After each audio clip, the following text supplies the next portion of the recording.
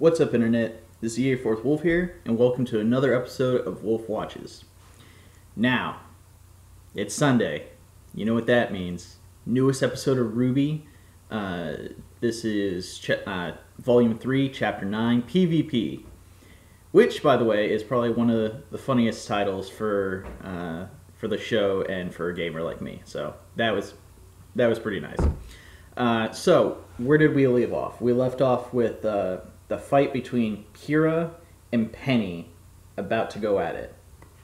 So now, there's been dozens of theories about how this is going to play out, how exactly how they're going to damage Beacon's reputation or Atlas's reputation with this fight. So, the main question is like, how are they going to do it, and who's going to get blamed? And someone actually mentioned on my channel that, they're afraid that Penny is going to be destroyed by Pyrrha because of her polarity. And the only thing that, Pyrrha, she's very experienced and she's very powerful.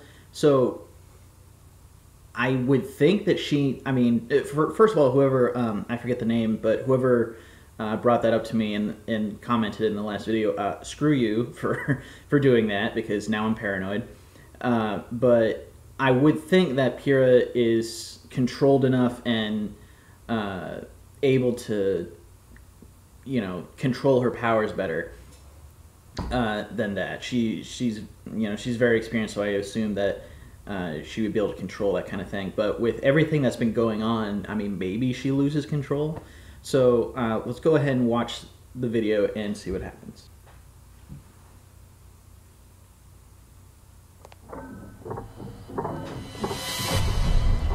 All right, it's now time to begin the randomization process for our next fight.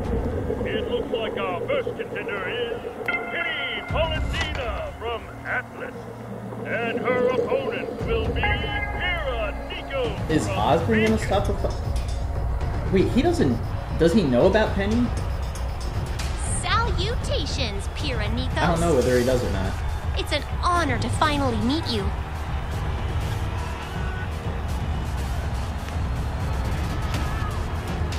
This is going to be she doesn't so much feel that fun. already, does she? Okay, alright. Well, they're gonna fight, and now we have RWBY and Mercury. Mercury, what are you doing? You were hurt. Why? What's going on? Fine. If you're not going to tell me...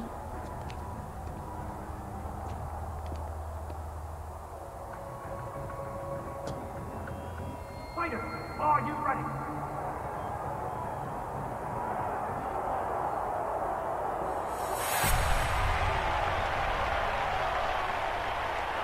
Three, two, one. Begin! It's so cool the way that she manipulates those. It's not just, take control, she actually has to use emotion. Showtime. Come on, RWBY, get past! Ooh, shit. I thought she was gonna get past him. Let's just keep this between us That was a nice friends. shot. My word! What a tremendous display by Miss Paladina!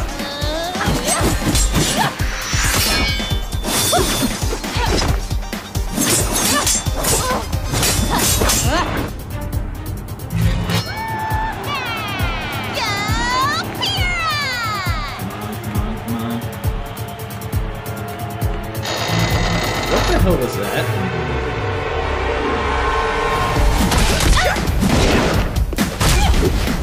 Run, RWBY, run!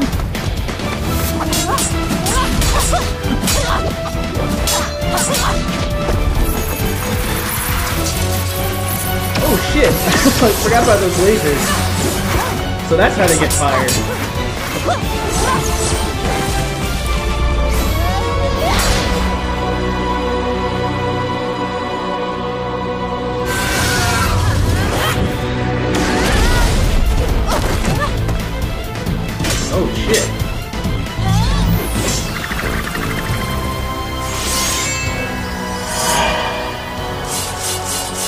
Oh, hell.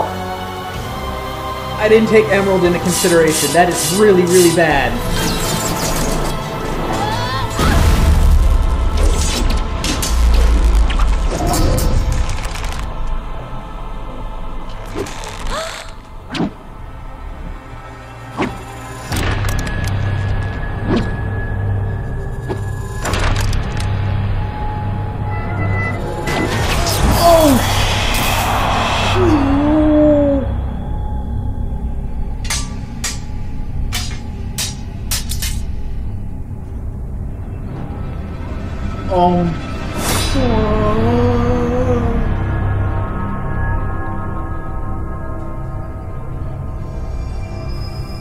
Oh my god.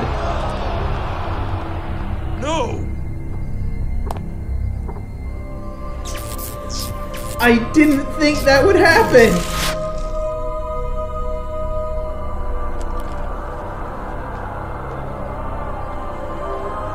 Oh, this is bad. This is really fucking bad.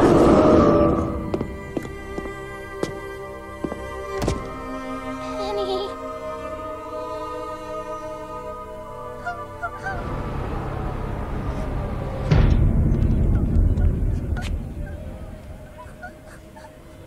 Oh, he was just trying to stall time.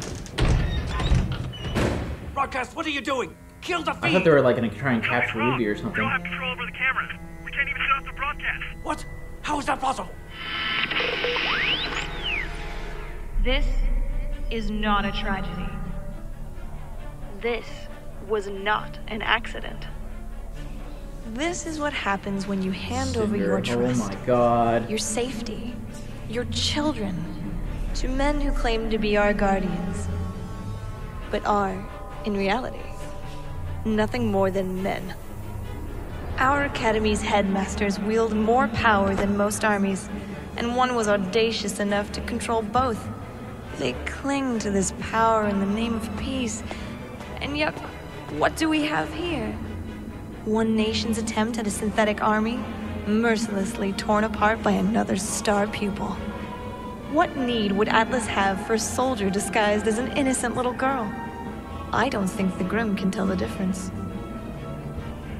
And what, I ask you, is Osmond teaching his students? First a dismemberment, now this? Oh, they tricked Huntsmen them into and thinking that huntresses should carry themselves Mercury's with leg had honor been and cut mercy. off? Yet I have witnessed Shit. neither. Perhaps Osmond felt as though defeating Atlas in the tournament would help people forget his colossal failure to protect Vale when the Grimm invaded its streets. Or perhaps this was his message to the tyrannical dictator that has occupied an unsuspecting kingdom with armed forces. Honestly, I haven't the slightest clue as to who is right and who is wrong. But I know that the existence of peace is fragile, and the leaders of our kingdoms conduct their business with iron gloves. Christ. As someone who hails from Mistral, I can assure you, the situation there is equally undesirable. We don't know anything Our about kingdoms Minstrel, are it at could the be a brink of lie, war. but they won't believe the that. citizens, are left in the dark. And here they fucking come. So I ask you, when the first shots are fired, who do you think you can trust?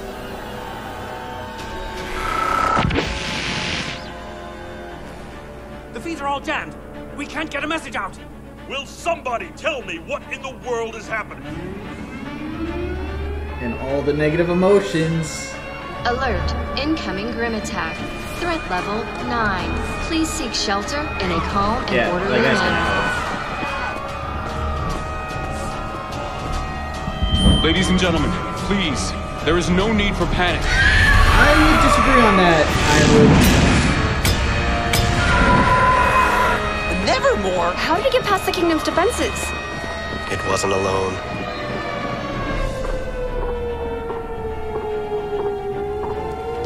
Oz, get to the city. But now!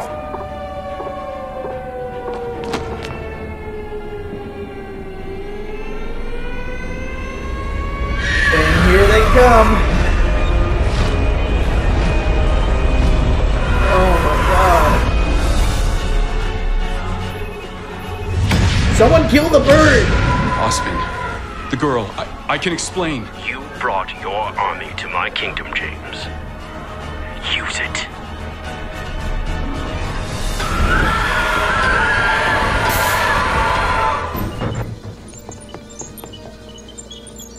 Damn it! This is Blue 4. Blues 2 and 3, fall into defensive position.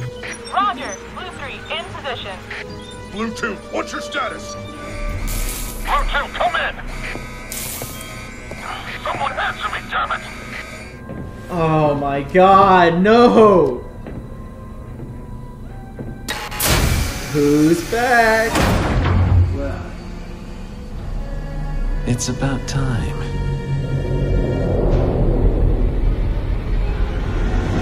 Cinder, you fucking genius bitch. We're hit! Let's go!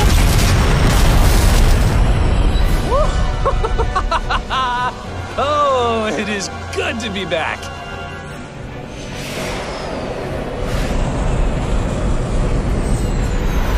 Who's this? No, can't be the White Fang. Don't be the White Fang. Bring them to their knees. What the fuck? How the fuck did they get Grim on that thing?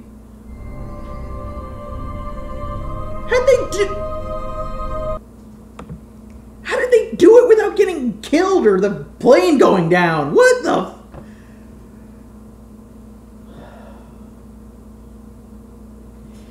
Okay, in terms of Grim being on the plane, real quick, someone said that Cinder might have an ability because of the flashback episode that she has an ability to control Grim. And if that is the case, that is probably how they did it. And God! Oh. People were thinking that, like, Cinder wasn't a great villain in terms of, like, you know, going into season 3 because she hadn't really done anything. You hadn't seen her, you know, she hasn't portrayed the a villain in the traditional sense. It's always been Torchwick, or it's always been like you know, another outside force, just Grim attacks and stuff like that. She's been mainly waiting, and this just shows how much patience she has and how manipulative she can be. She has been planning this all the way back from volume 2. And I mean we kind of knew that going into volume 3, but I mean, even getting Roman captured, I mean, I would not be surprised if that was part of Cinder's plan, not just an added bonus of what happened. And that's probably, and now that this attack is happening, this is probably why Mercury was able to slow RWBY down without risking the plan, because at this point the plan is in effect. There is no fucking stopping it. So, oh my god, this is there's 3 episodes left of this season that if they keep true to the 12 episode arc. And once they do this, oh my god, there's still so much stuff to cover. So there's definitely going to be another season. And the question is now, are they going to be able to finish how much are they going to finish the key plot points before volume 4? So, holy shit. And the fight between Kira and Penny, holy mother of God. First of all, it was a great fight by itself, you know, the parts that we did see. I mean, it wasn't just like, you know, apparently Kira didn't know that she was a robot, so she couldn't, maybe she's made of something that isn't magnetic. I mean, people complain about that because in the beginning of volume 2, she was able to move these, Kira was able to move these cans around, and technically soda cans aren't magnetic, so... But, I mean, maybe, you know, it's a different universe. So, I mean, you could think of it about it in that way. But maybe Penny was not made of something that can be controlled by metal. But and then she just eventually got killed because Pyrrha thought that a bajillion swords were coming at her, so she used her full power instead of just the 7 swords and just deflect them. So now the question is, how the hell is Pyrrha gonna feel? She thought she killed somebody, for God's sakes. And, I mean, technically she did. I mean, yes, you know, she didn't kill a human being, but still, the person who created Penny, who we got a brief cameo of in that one scene, and RWBY, what are they going to think of what Pyrrha did?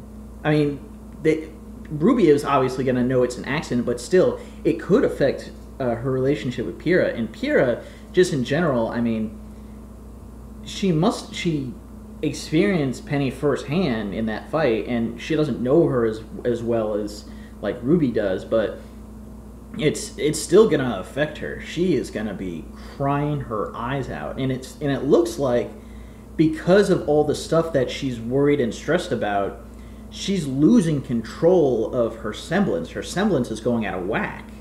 So, I mean, oh my god. Rooster Teeth, you guys are... Oh god, you're crazy! You're freaking crazy! And now Roman's out, which by the way, is fucking fantastic. I was so worried that they were going to leave him in there for, you know, the entire volume. We hadn't even seen him yet. And so now he's finally back, thanks to Neo, the freaking mute psychotic bitch. Oh, man.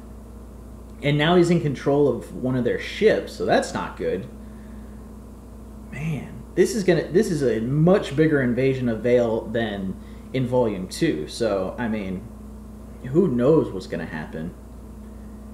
And I'm not even touching on the topic of what the hell the public is going to be thinking of the headmasters and Beacon and Vale and everything. I mean, all this negative emotion, I mean, they can't exactly say, well, you know, can you stop having negative emotions for a little bit so we can get these Grimm away and then we can discuss it in a calm manner? No. First of all, 1, it's way too fucking late.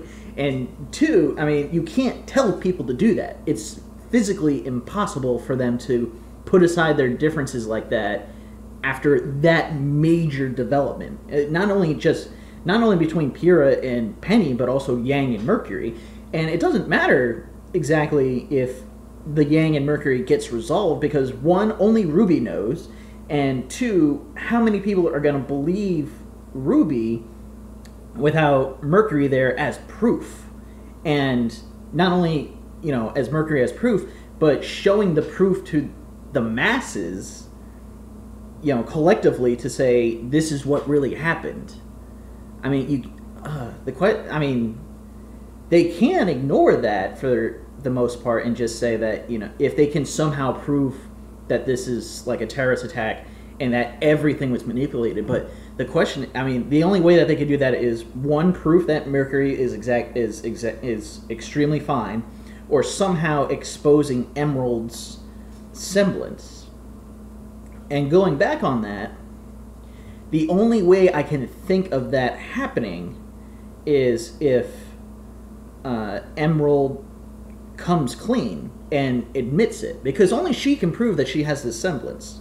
There shouldn't be any scientific way of doing it, and even then, like, if she comes out and say it, the public may just say, well, this person is lying to cover up the governments, because I mean, like,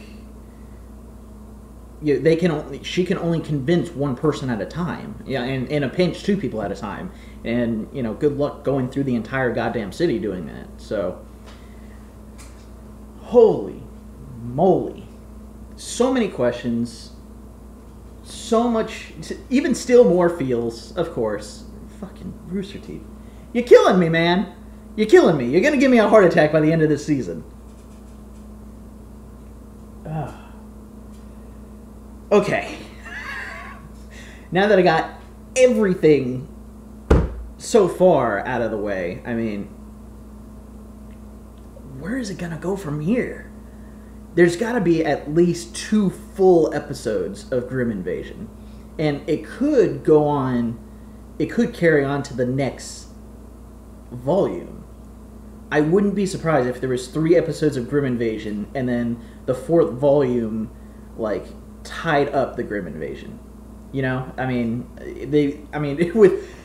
because every single episode ends in a goddamn cliffhanger now. So, I mean, I wouldn't be surprised if they ended the volume on a cliffhanger, as much as we would want to murder them. So, but for God's sake, so much stuff, so much action, and now we have to wait another goddamn week to find out how bad it is. And I mean, I think we already know how bad it is with everything, but Jesus, mother.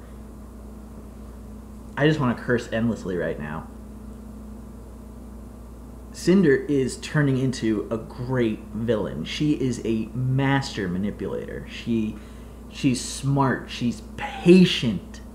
Think of how much time she must have planned this. And now with Adam there and the White Fang, I mean, how much are they going to contribute to this? If they're just dropping off Grimm in various sections of the city, I mean, to me that would make the most sense. But because if they're shown, like if they're revealed that they're like helping, you know, people could blame everything on the White Fang, and I guess that might be what Cinder's going for, to make more Grimm attacks. I mean, it seems like she's very confident in her ability to destroy the kingdoms, and I mean, unless she has a death wish, she has some way of controlling Grimm. She's got to have some way of doing it. I mean, I agreed with that theory that she has something. I don't know whether or not I said it in the video, but I had a feeling something was going on with Cinder and Grimm because of that whole flashback scene where Emerald couldn't believe what she was seeing, and you hear Grimm in the background. So she's got to have something. She's got to have some kind of plan. So, I mean, unless it's just to kill everyone and then hold out somewhere. And we still don't know why. That's going to be a big reveal. There's going to be a huge reveal why she's doing all this. It can't be just for power. If it's just for power, I'm going to be very upset. So, man. All right. Well, I mean, that's all I got right now. I gotta think about it. I gotta rewatch it for a while. And by the way, I did see one of Junior's men sitting in the crowd. I think that's a good touch. That is a good touch. Somebody had a picture of it in, I think it was the previous episode of that, and it, you know, as soon as they were like, you know, why is Junior's men there? And I was just thinking, come on, it's got to be his day off. Let him have that. I mean, everyone's going to that thing. All right, so how is this gonna? Well, here's something. I'm sorry. Before I sign off, what is gonna happen with Penny?